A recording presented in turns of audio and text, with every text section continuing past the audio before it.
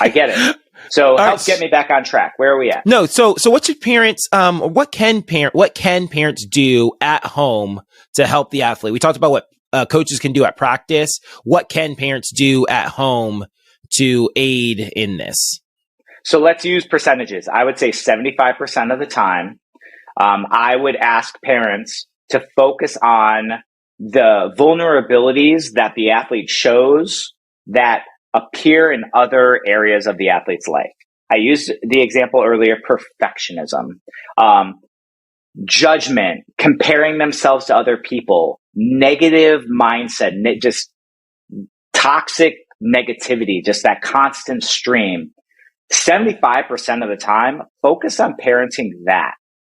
And when I say focus on parenting that, it is unhelpful to don't do that.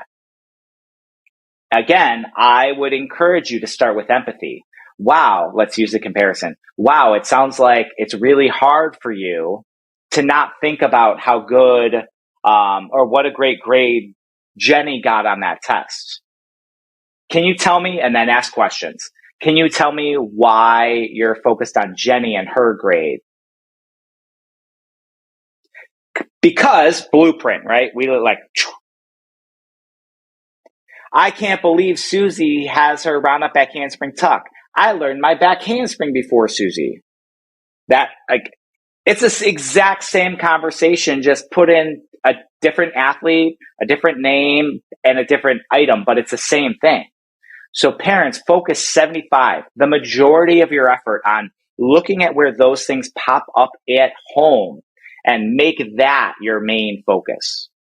And then 25% of the time, it's about really maybe just introducing, like you give them the seed, like, oh, I hear that you're really frustrated with your mental block. You feel like you've done it all. And yeah, I hear that you feel really hopeless.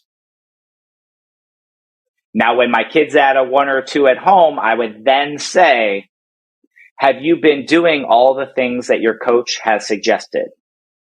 Have you done the online VidZing class that I paid for you to do with Jeff? You introduce all these other things that they have as resources. What we're going to find is 90% of the athletes are not doing all the things that they could be doing. And then as a parent, it's not about pointing your finger. It would be, you know what, I can see why it would be overwhelming. And maybe the last thing you want to do is get online and watch a video on how to calm down. Mm-hmm. But you did make a choice to not do it. I wonder if you made a different choice, if you would feel differently than you do right now. Mm-hmm.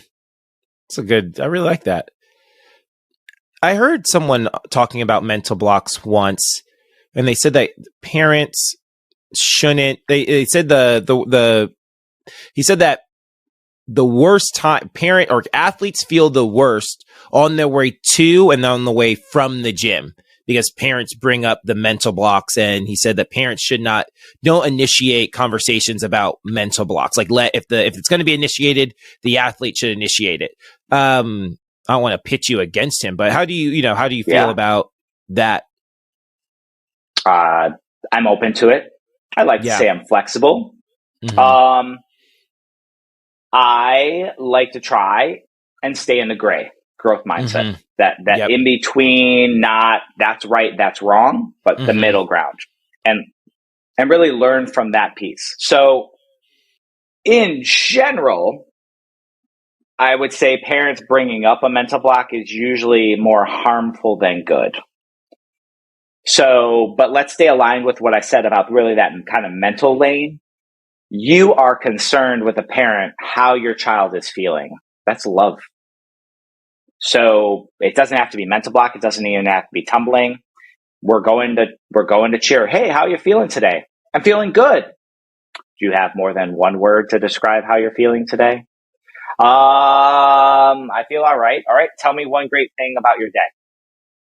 Tell me one thing about your day that hasn't been great. And I'm talking about two cheer.